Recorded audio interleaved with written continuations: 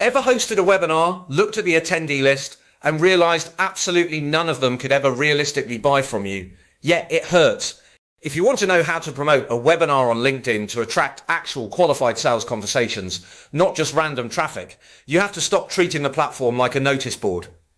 One launch post and a few sympathy likes from your team simply won't cut it.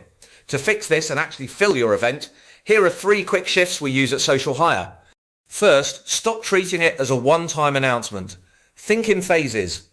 Warm up your audience to the commercial problem a week before registration even opens, launch with a sharp hook, and allow yourself enough weeks of marketing to achieve the desired sign-ups. Second, leverage your people.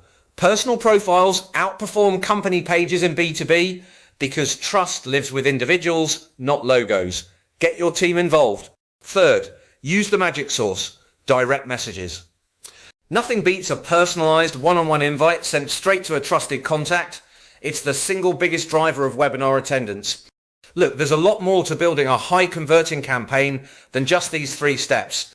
If you want the full step-by-step blueprint to transform your LinkedIn webinar promotion, I've got you covered. Click the link in the description box below to read the full blog post on Social-Hire.com. Let's get your next event filled with the right people. See you there.